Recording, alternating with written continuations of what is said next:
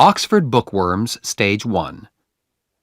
The Adventures of Tom Sawyer by Mark Twain. Retold by Nick Bullard. Read by William DeFries.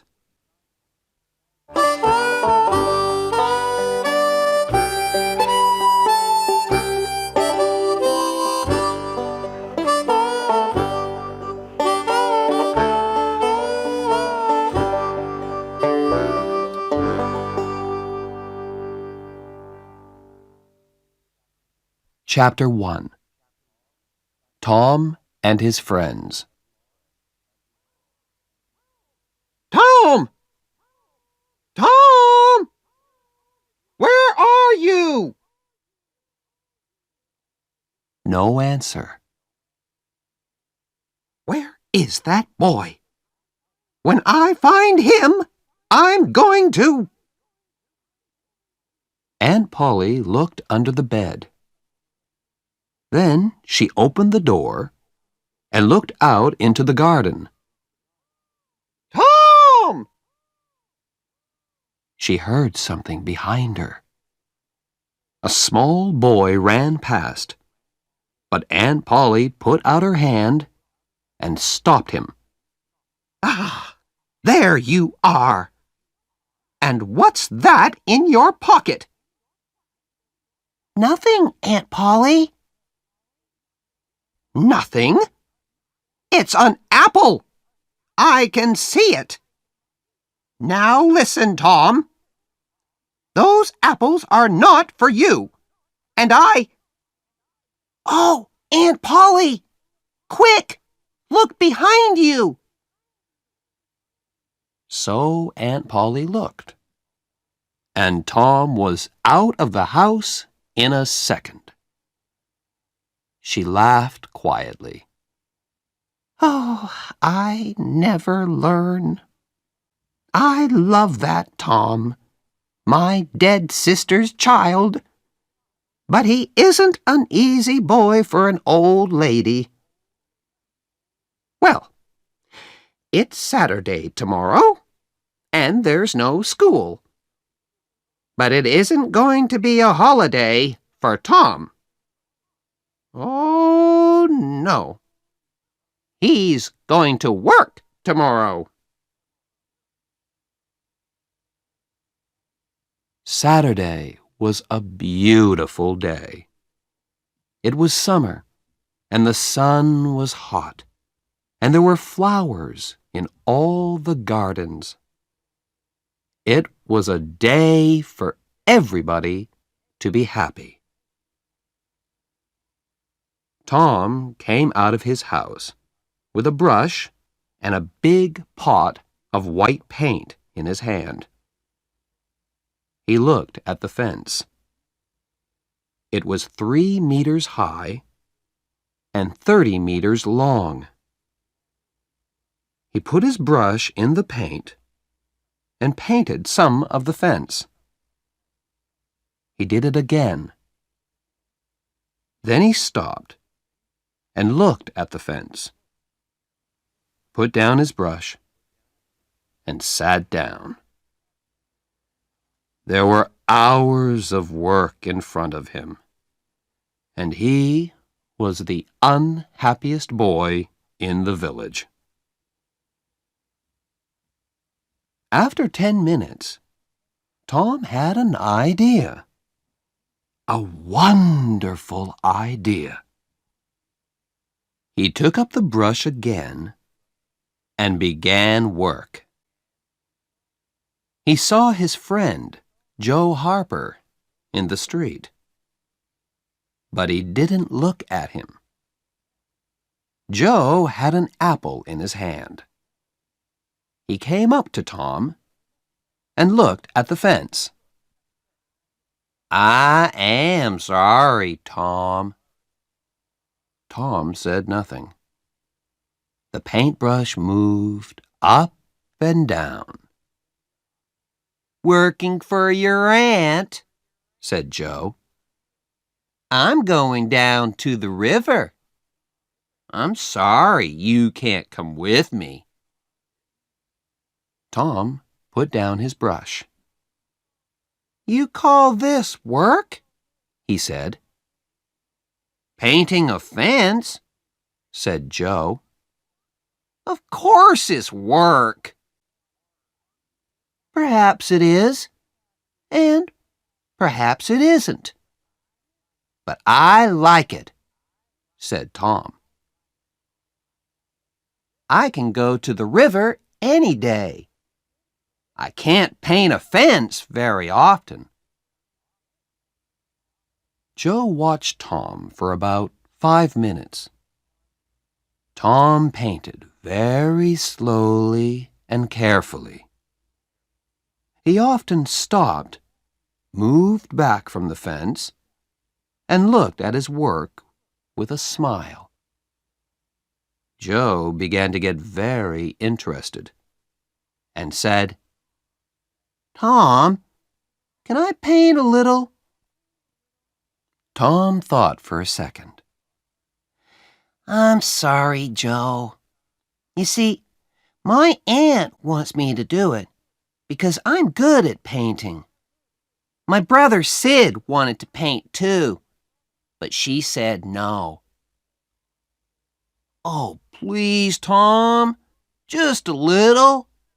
I'm good at painting too. Hey, do you want some of my apple?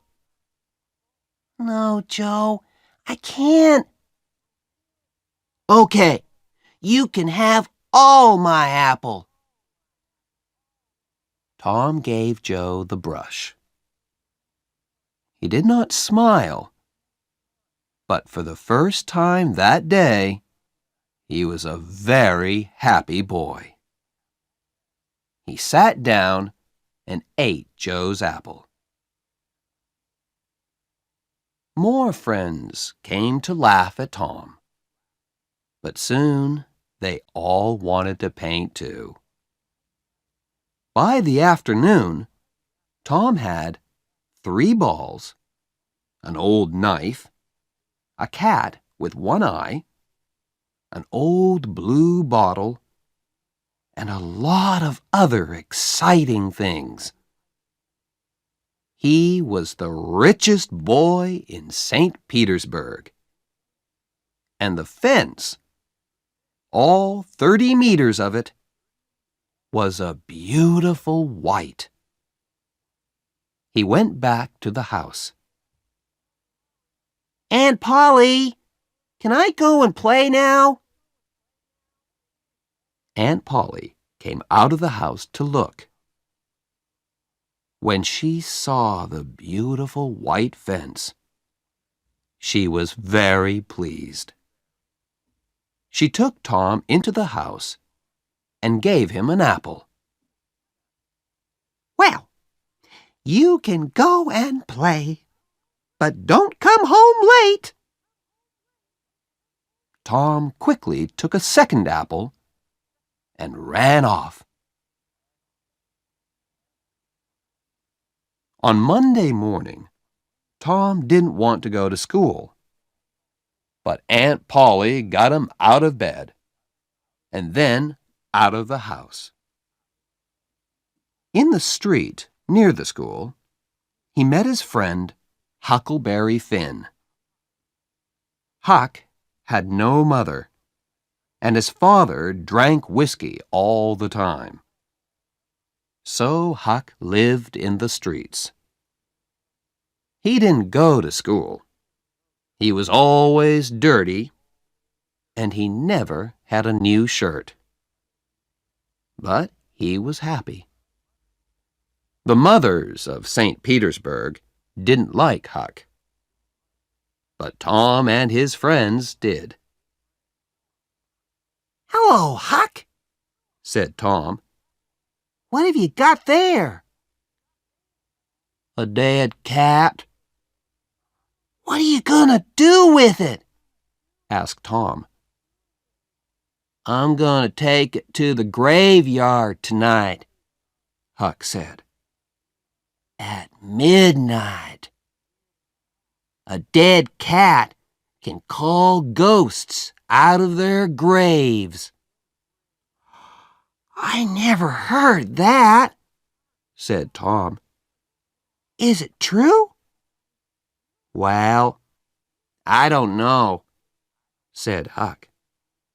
Old Mrs. Hopkins told me. Come with me and see. Or are you afraid of ghosts? Of course not, said Tom.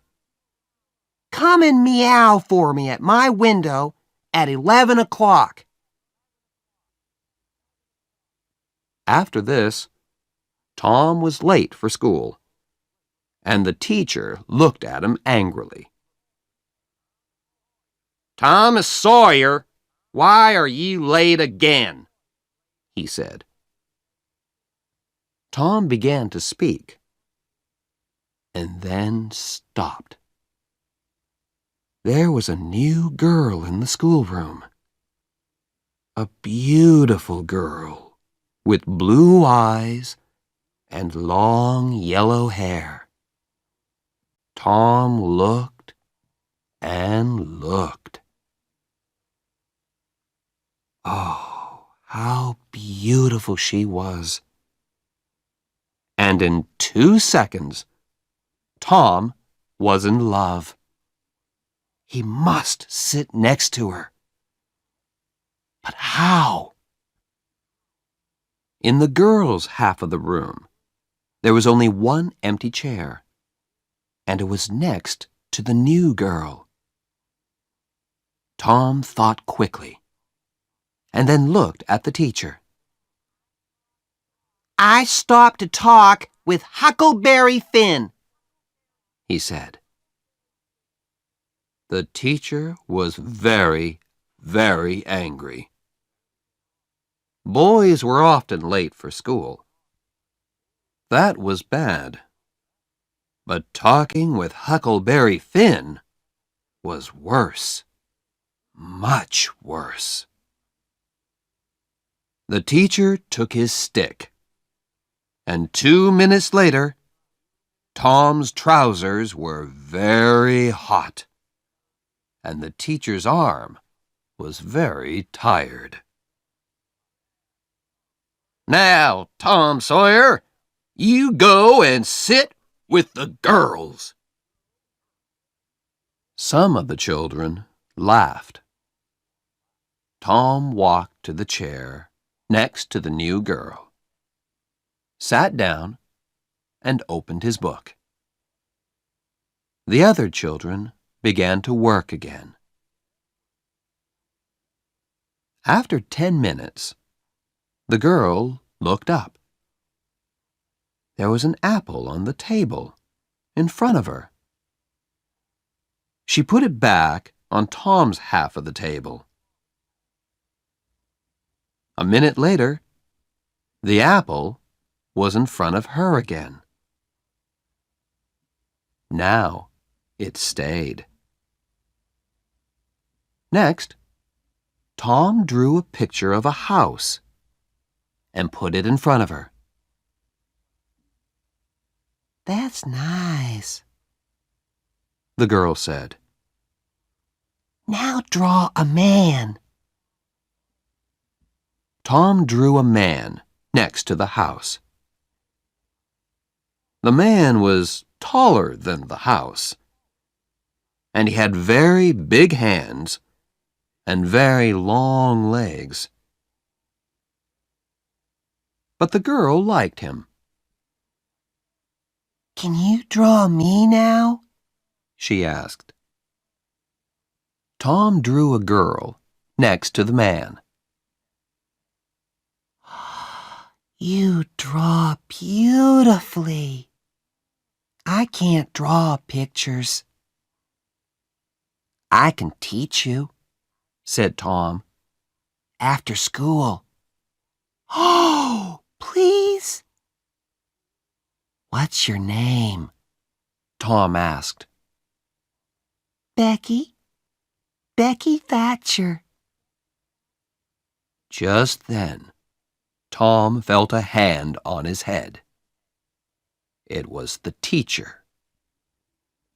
He took Tom by the ear and moved him back to his chair in the boys' half of the room.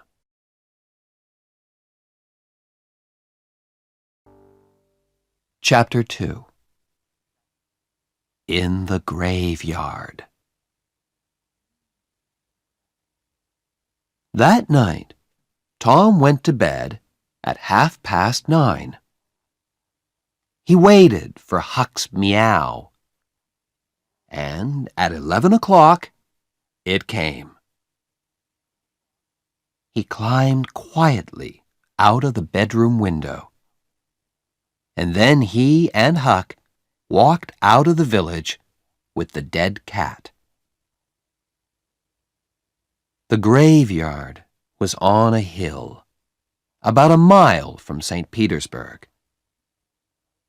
When the boys got there, they put the dead cat on a grave and sat down behind some trees. They watched and waited. It was very dark and very quiet. Do you see that new grave there? Whispered Huck. That's Hoss Williams' grave. He died last week. Perhaps he can hear us, Tom whispered back. Do you think he can, Huck? I don't know, but Shh! Oh, Tom, what is it? Shh! Whispered Tom. I can see something. Look! Huck moved nearer to Tom. Ghosts, he said.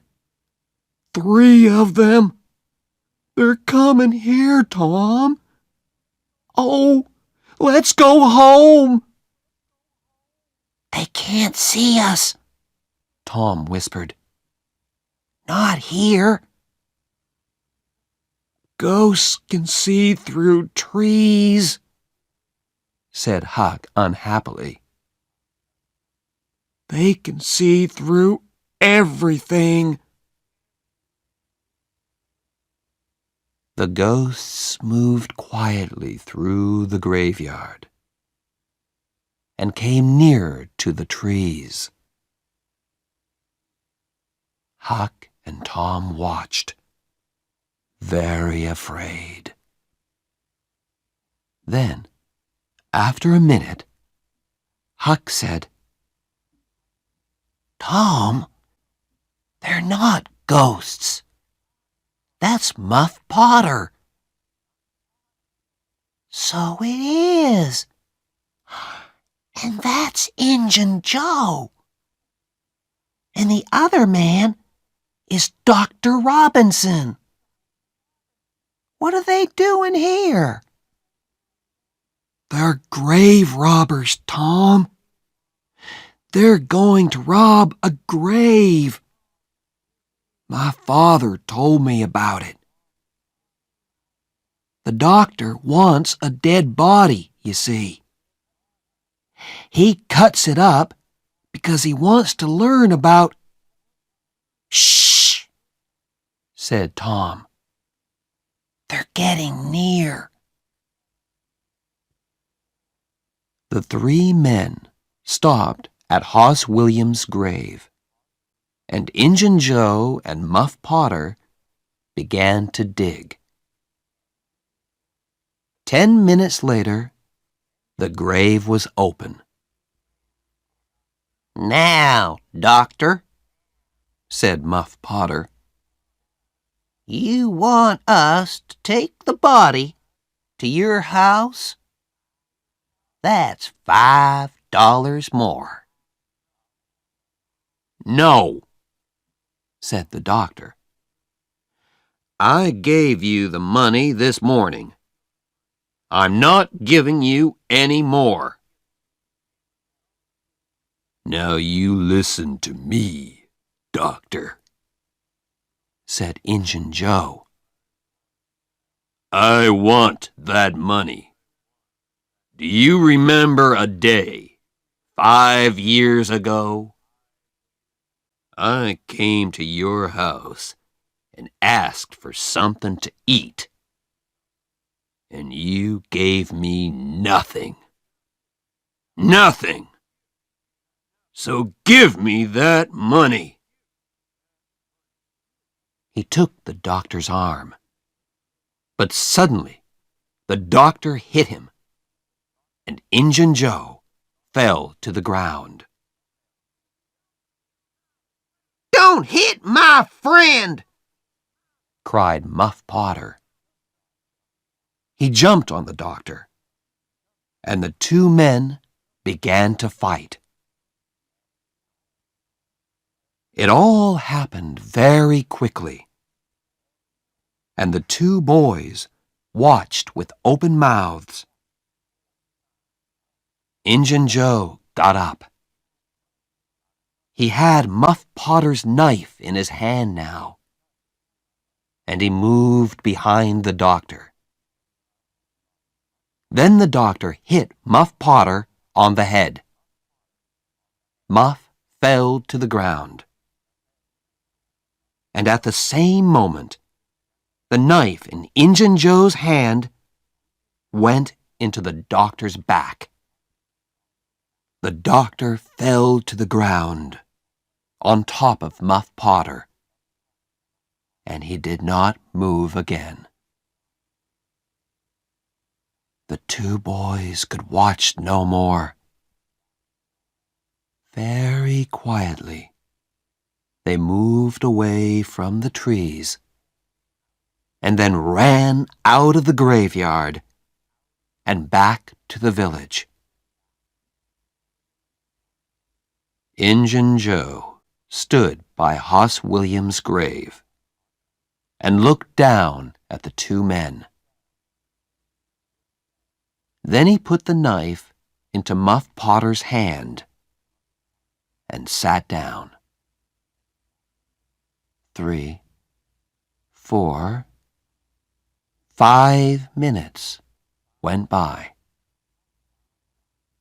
Potter moved a little and opened his eyes. What happened, Joe? He asked.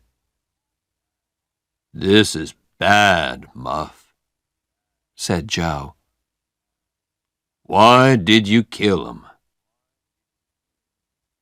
Muff looked at the doctor's dead body, then at the knife in his hand. Me? Did I kill him? His face went white, and the knife fell from his hand. It's the whiskey, Joe. I never fight with knives, usually. Oh, why did I drink all that whiskey tonight? I don't remember anything. It's okay, Muff, said Joe. I'm not going to tell anyone. You get away quickly. Go on. Go now. Muff Potter got up and ran away. Joe watched him for a minute. Then he carefully put the knife next to the doctor's body. Then he, too, left the graveyard.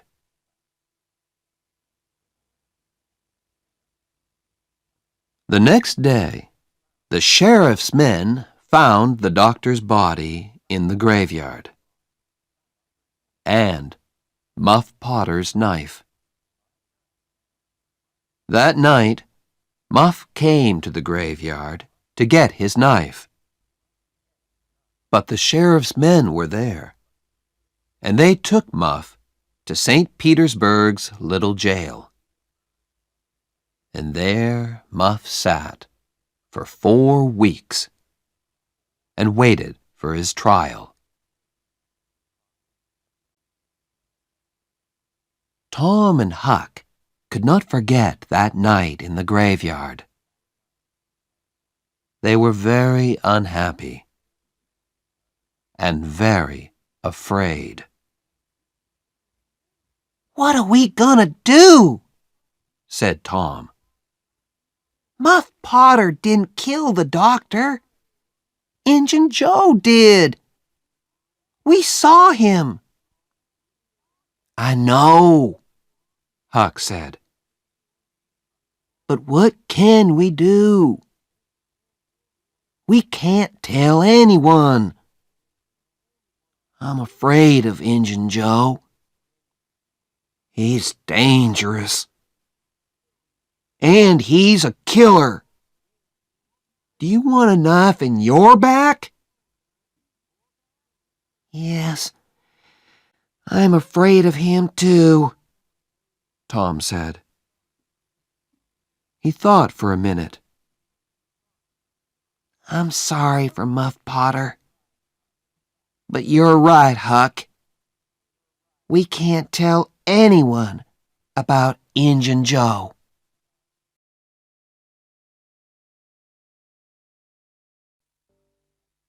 Chapter 3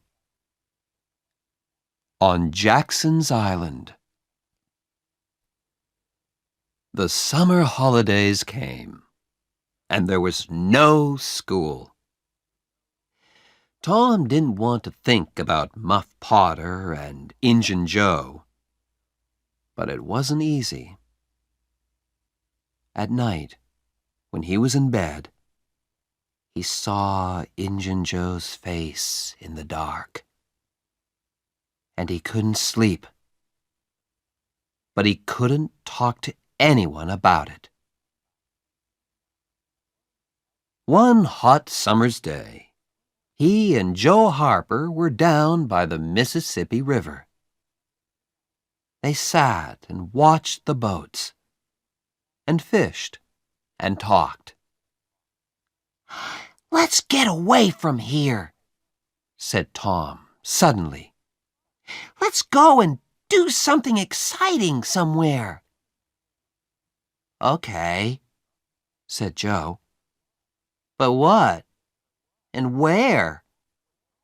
"I know," Tom said. "Let's run away. Let's go and live on Jackson's Island. We can sleep out under the trees."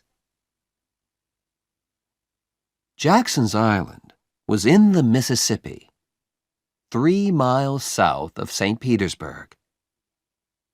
Nobody lived there. "Let's ask Huck Finn, too," said Tom. "But don't tell your mother or father or anyone. Go home and get some things to eat, and meet me here at midnight." So that night, 3 boys in a small boat went down the river to Jackson's Island. They had some bread and some meat, and Huck had his pipe, too. When they got there, they carried everything onto the island and made a fire under a big old tree. Then they cooked some of the meat over the fire. And oh, that meat was good. The best dinner in the world. Soon, they stopped talking. Their eyes closed, and they slept. The next morning, Tom woke up with the sun on his head and a smile on his face. Then Huck and Joe woke up, and the 3 boys ran down to the river to swim. After that, they fished. and soon they had about 6 big fish for their breakfast. They cooked the fish on their fire and ate them all. They were very hungry. "That," said Joe happily, "was a wonderful breakfast." After breakfast, they walked through the island, swam some more, talked, fished, and swam again. They came back to their fire in the afternoon. Suddenly, Tom looked up and said, "Listen, can you hear boats?" They listened, and then ran across the island to look down the river. There were 20 or more boats on the water. Every boat in St. Petersburg was out. "What are they doing?" asked Joe. "They're looking for a dead body, I think," said Huck. "They did that last summer when Bill Turner fell in the river and drowned." "Who's dead, do you think?" asked Joe. The boys watched the boats. Suddenly, Tom cried, "I know who's dead! It's us! They're looking for us!" This was wonderful. Tom looked at his friends. "We're famous," he said. "Everybody in St. Petersburg is talking about us. And they all feel sorry for us." Night came, and the boys went to sleep. But Tom did not sleep. And when morning came, he wasn't there. "Huck, where's Tom?" cried Joe. "I don't know," Huck began. "but look, there he is. He's swimming across to the island now. Hey, Tom!" At breakfast, Tom told his story. "I went home last night," he said, "and listened at the window. Joe, your mother was there too, and she and Aunt Polly cried and cried. I heard some very interesting things. On Sunday, there's going to be a big funeral at the church. For us. And listen, I've got a wonderful idea." Huck and Joe listened and laughed.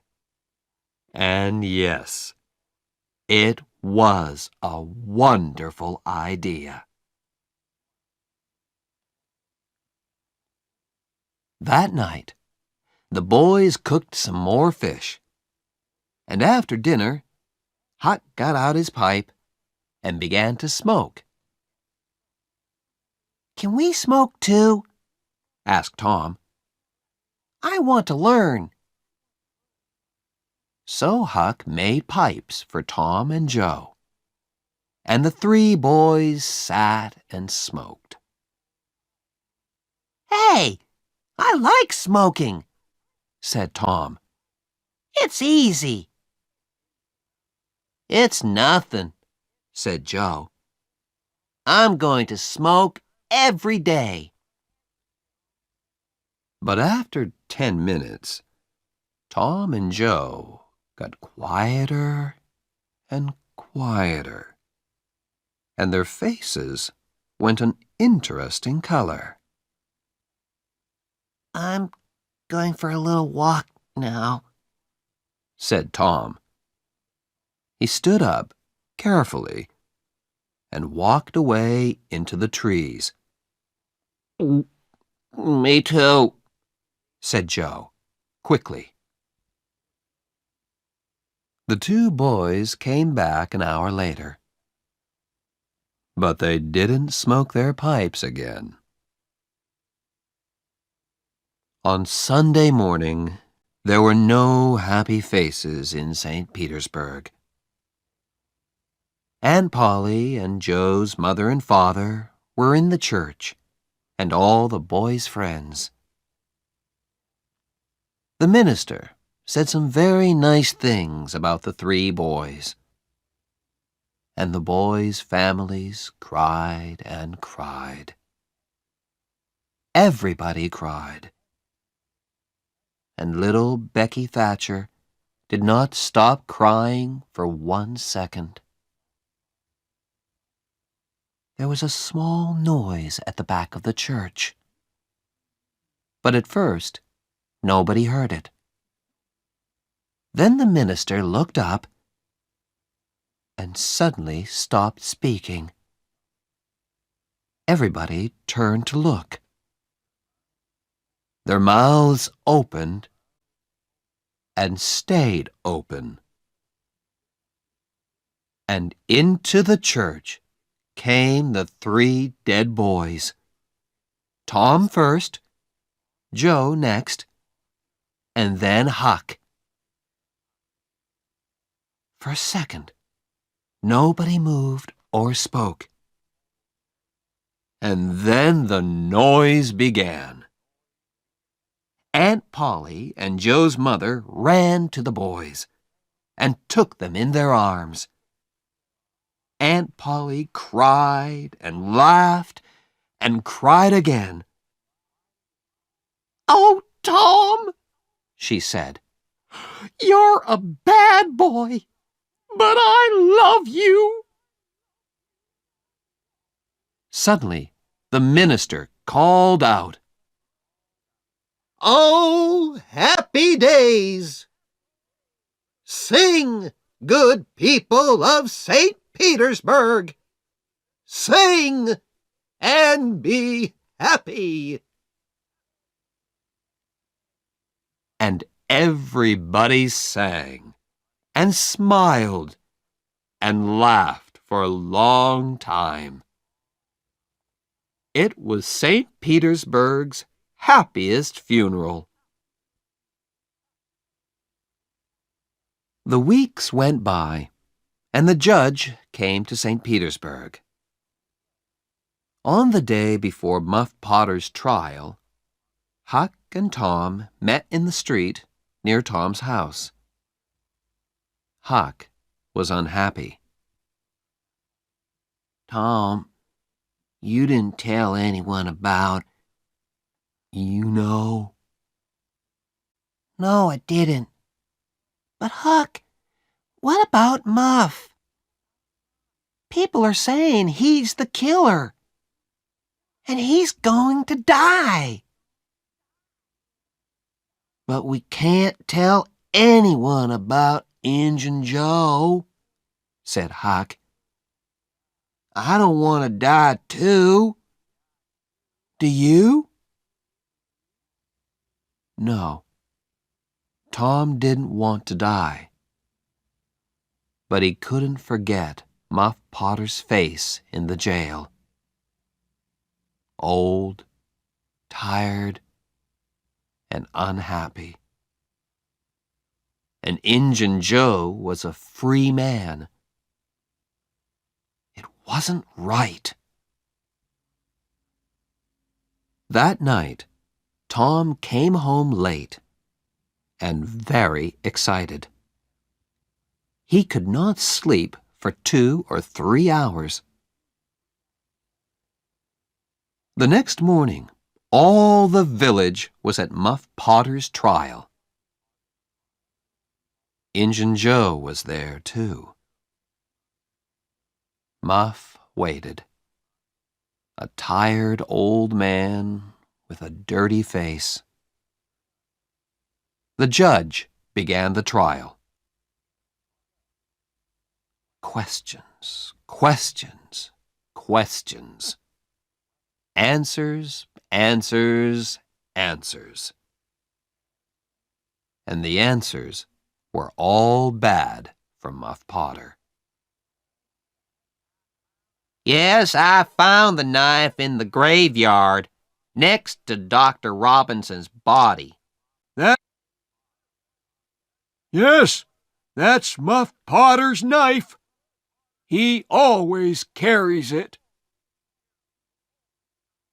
Yes, I saw Muff Potter in the village that afternoon. He had the knife with him then. Muff Potter began to look more and more unhappy. Then the judge said, Call Thomas Sawyer. St. Petersburg sat up. What did young Tom Sawyer know? Everybody looked at him and waited. Thomas Sawyer, where were you on the 17th of June at the hour of midnight? In the graveyard. Why? I went there to see ghosts. With a dead cat. St. Petersburg laughed, and the judge looked angry. And where were you in the graveyard, Thomas? Behind the trees near Hoss Williams' grave. Injun Joe's face suddenly went white. Now, my boy, said the judge, tell us your story. And so Tom told his story. And St. Petersburg sat and listened to him with open mouths. And then Muff Potter fell. And Injun Joe jumped with the knife and crash! Injun Joe jumped through the window and was out and away in a second. St. Petersburg loved Tom for a week. But Tom was not happy. Injun Joe was not in jail, and he was a dangerous man. Tom slept badly for weeks. The slow summer days went by. Injun Joe did not come back to St. Petersburg, and Tom began to forget.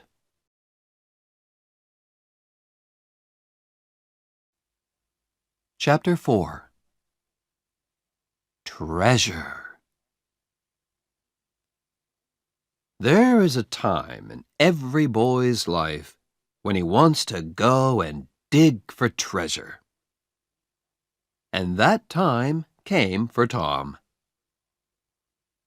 So, one hot summer's day, he went to find Huck. Huck liked the idea of treasure. "Where are we going to dig?" he asked. "An old dead tree is best." Who puts the treasure under old trees? "Robbers," said Tom. "And then they go away. Or they forget to come back for the treasure." "There's a dead tree on Cardiff Hill," said Huck. Let's go there. I've got an old pick and shovel. It was 3 miles to the old tree, and the boys arrived tired and hot. They dug for an hour or two, but they didn't find any treasure. Then they stopped, and Tom looked down at an old house at the foot of the hill. Hey, look, he said. Nobody lives in that old house. Let's go there.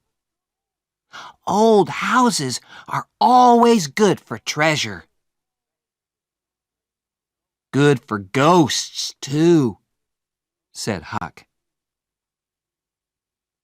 They took the pick and shovel with them, went down the hill, and into the old house. They looked in all the rooms downstairs, and then went upstairs. But there was no treasure and no ghosts.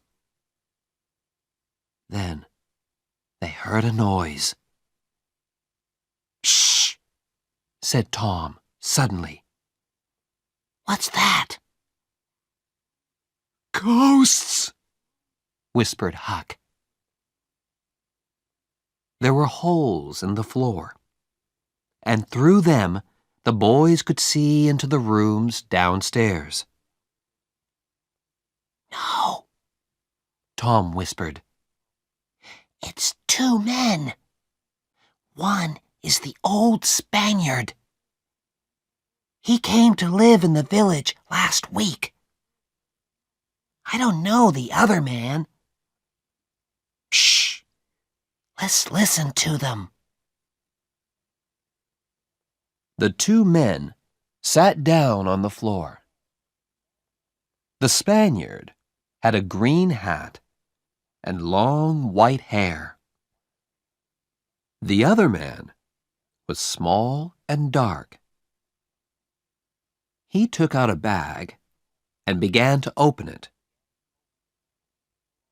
"It's hot in here," the Spaniard said. He took off his green hat, and then he took off his long white hair. Tom, Huck whispered upstairs. That's Injun Joe.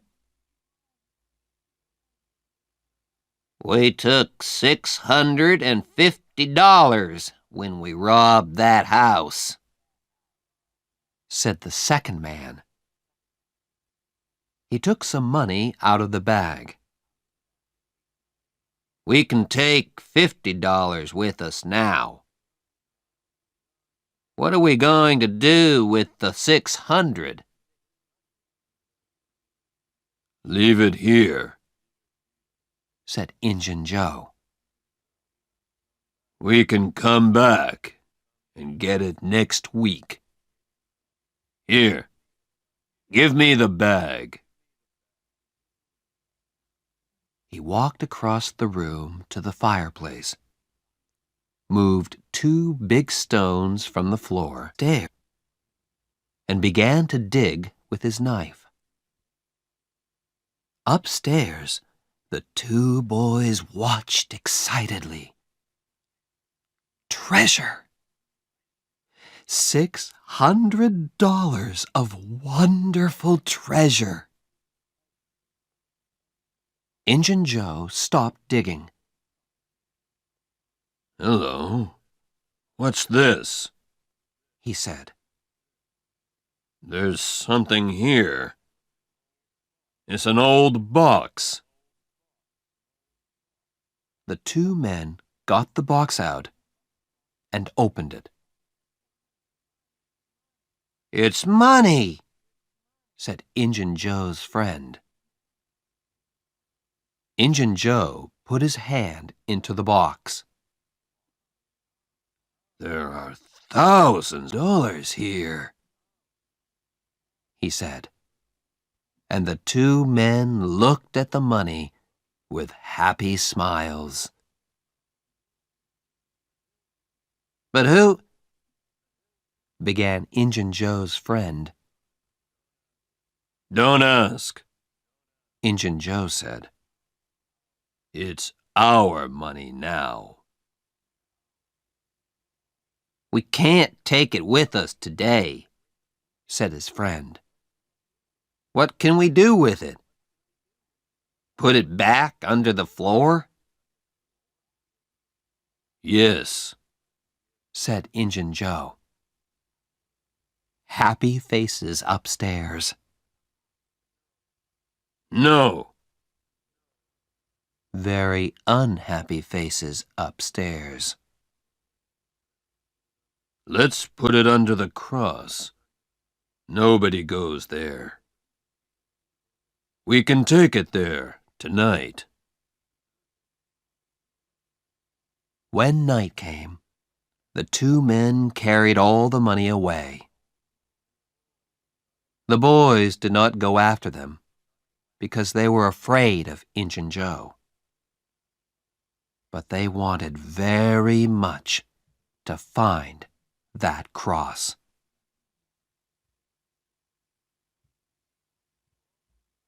For a week, the two boys thought and thought about the treasure.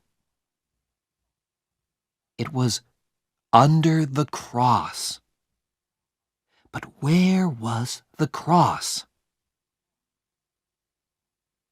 In St. Petersburg, the boys watched the Spaniard carefully. But they didn't see a cross, and they didn't find the treasure.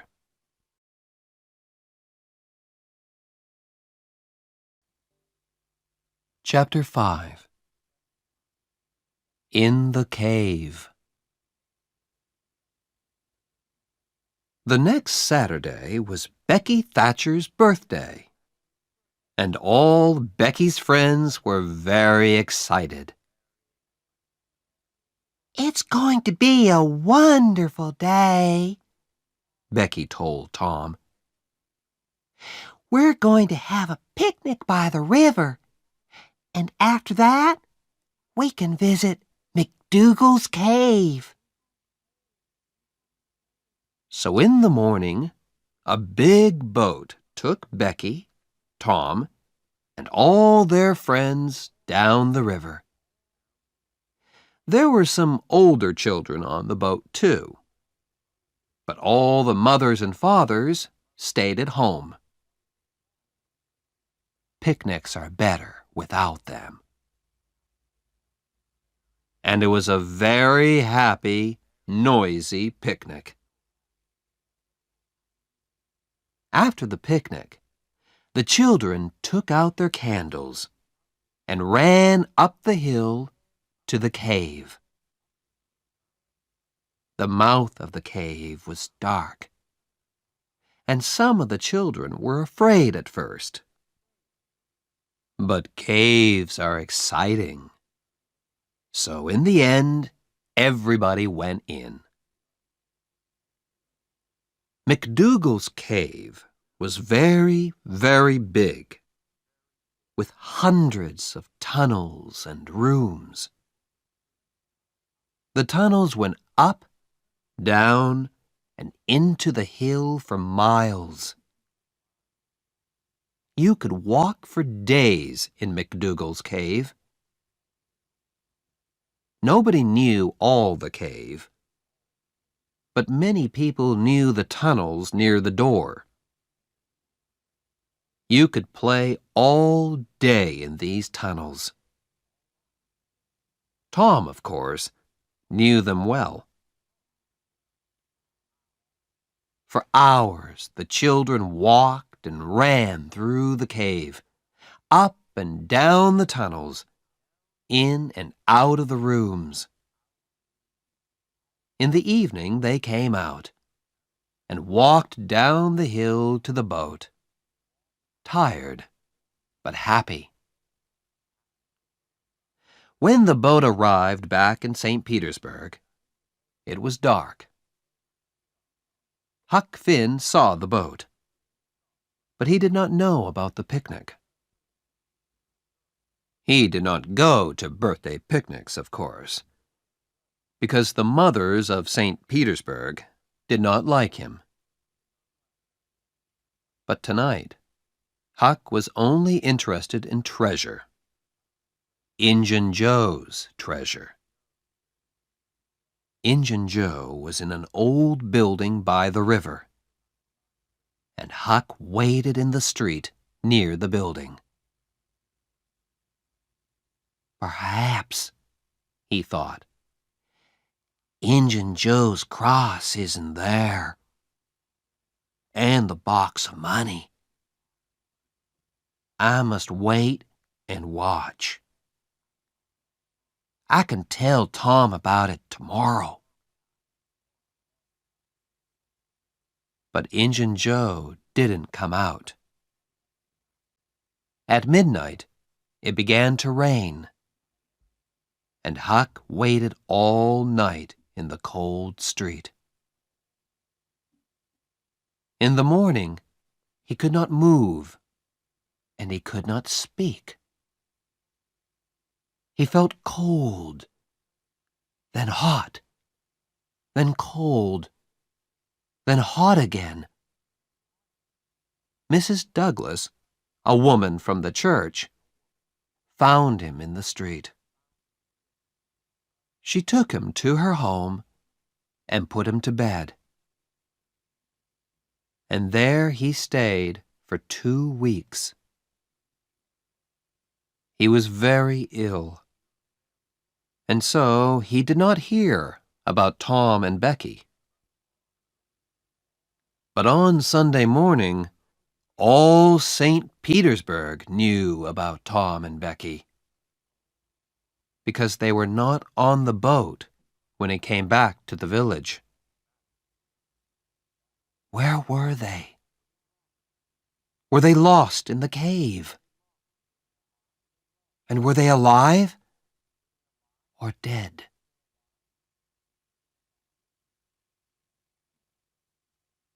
At first, Tom and Becky played with their friends in the cave. Then Tom wanted to go down a new tunnel, and Becky went with him.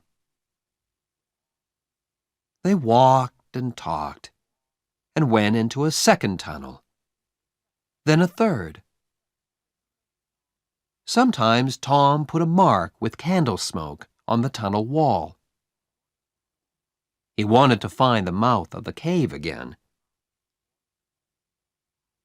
Then they came out of the tunnels into a big room. There were hundreds of bats in this room, and the candles woke them up. Tom took Becky's hand, and they ran into the nearest tunnel, with the bats behind them. But one bat hit Becky's candle, and it went out. The children ran and ran through the tunnels, and at last they got away from the bats. They stopped and sat down. Suddenly, it was very, very quiet. Where are we now, Tom? Becky whispered, afraid. I don't know, said Tom. I think it's time to go back. But we can't go through that big room because of the bats. Let's go down this tunnel. They went down one tunnel, then a second, a third, a fourth. Then they wanted to find the big room with the bats again, but they couldn't. Becky began to cry. Tom, we can't get out. We're lost, Tom. We're lost. They walked and walked. When they were tired, they sat down. Then they got up and walked again. Time went by. Was it day or night? They didn't know. Then Tom wanted to find water. They had nothing to eat, and they must have something to drink. They found a very small river and sat down next to it. Becky, said Tom. we must stay here, near this river. This is our last candle, and... He did not finish, but Becky understood. Tom? Yes, Becky? Are they going to come and look for us? Of course, when the boat gets to St. Petersburg. But how can they find us in these hundreds of tunnels? Oh, Tom, Tom, we're going to die in here. Becky began to cry again. Then the candle went out, and the two children were in the dark. They sat for hours and hours. They slept a little, then woke up, then slept again. Was it Sunday now? Or Monday? Suddenly, Tom sat up. Listen, somebody's calling. The two children listened. They heard it again, a little nearer. They called back. Then they began to walk down the tunnel in the dark, with their hands on the wall. They stopped and listened again. But now they couldn't hear anything. Slowly, they went back to their river. They slept again and woke up very, very hungry. Perhaps it's Tuesday now, Tom thought. What can I do? I must do something. Then he had an idea. Becky, listen. I've got a long string in my pocket. I can go down some of the small tunnels and get back to you with the string. You wait here. Slowly and carefully, Tom went down the first tunnel on his hands and knees. Then the tunnel wall on his right finished, and there was nothing. Tom put out his hand to feel the floor. And just then, away to his right, he saw a hand. A hand with a candle. At once, Tom called out. Help! He cried. The hand moved, and Tom saw an arm and a face. It was Injun Joe. Tom was very afraid. But Injun Joe was afraid too, and he quickly ran away down the tunnel. Tom went back to Becky, but he did not tell her about Injun Joe. Tom waited for an hour, then went into a different tunnel with his string. Then a third tunnel. It was Tuesday evening, and St. Petersburg waited. Many of the villagers were in the cave, and they looked for the children day and night.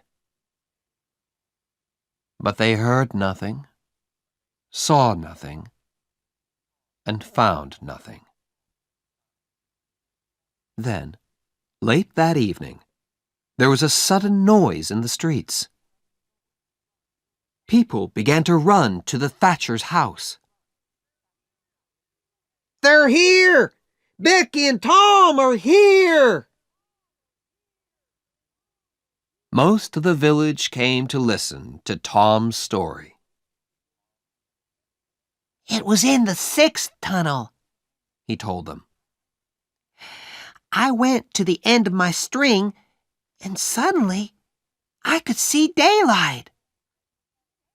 There was a little hole in the cave wall.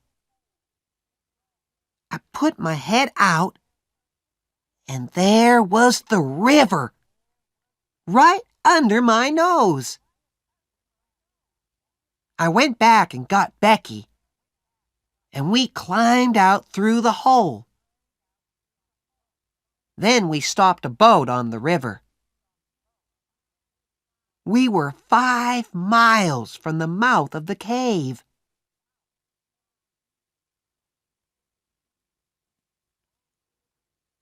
Tom was very tired after his 3 days in the cave, and he went to bed and stayed there for 2 days.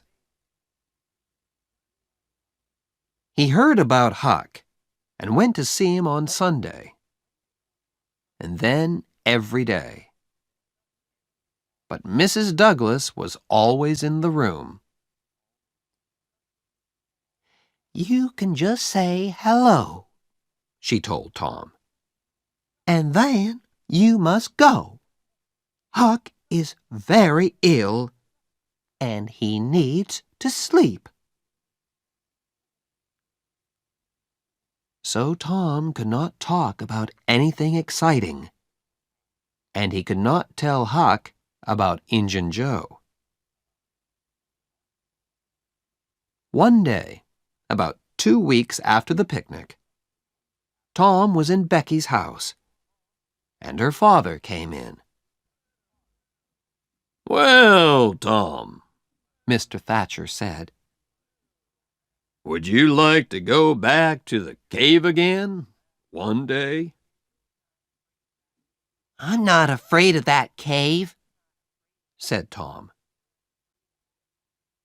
Mr. Thatcher laughed. There are a lot of people like you, Tom. But nobody's going into that cave again. There are big doors across the cave mouth now, and nobody can open them. Tom's face went white. But Mr. Thatcher, Injun Joe's in that cave. An hour later, 50 men were at the cave, and they opened the doors. Injun Joe was on the ground, dead, his face to the door and his knife in his hand.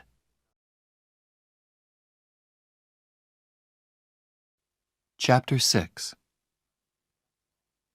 Under the Cross. The day after Injun Joe's funeral, Huck was out of bed. He and Tom walked slowly out of the village. They had a good long talk, and Huck heard all about the picnic, the cave, and Injun Joe. We're never gonna find the money now, said Huck. Huck, Said Tom.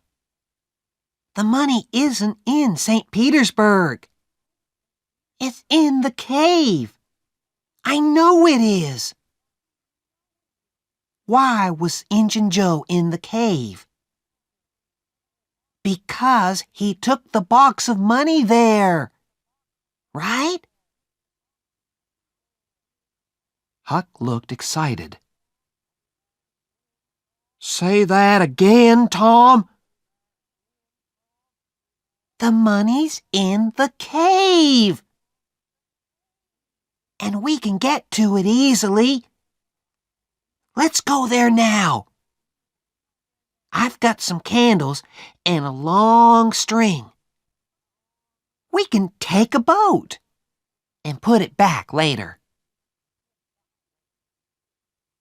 20 minutes later, the boys were in a boat on the Mississippi.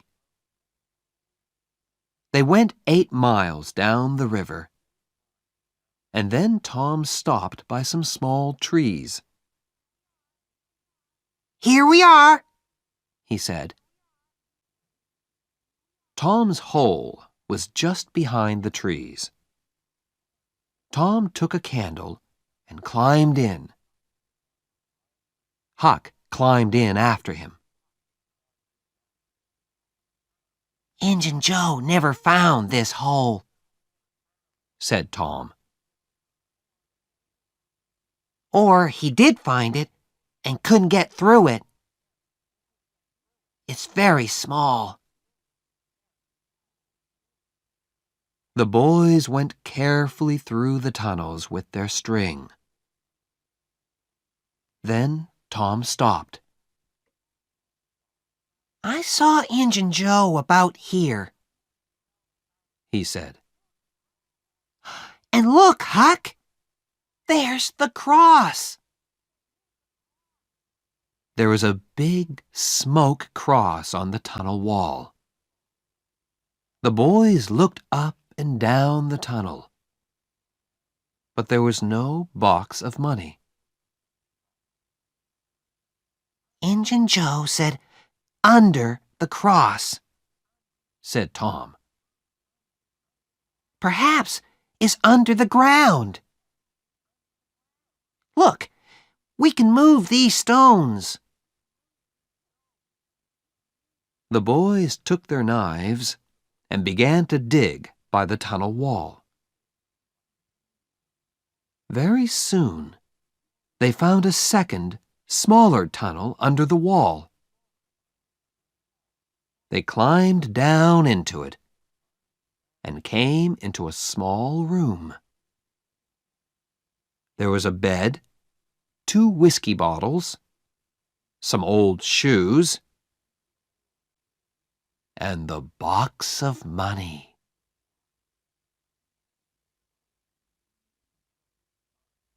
When somebody finds treasure, everybody hears about it very quickly. The 2 boys carried the box through the village. And when they got to Aunt Polly's house, half the village was with them. Everybody went into the house. Oh, Tom, Tom, cried Aunt Polly. What is it now? And what have you got there?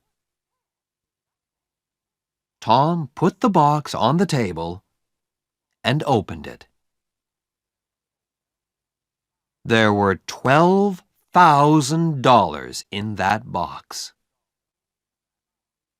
And suddenly, Tom Sawyer and Huckleberry Finn were the richest people in St. Petersburg.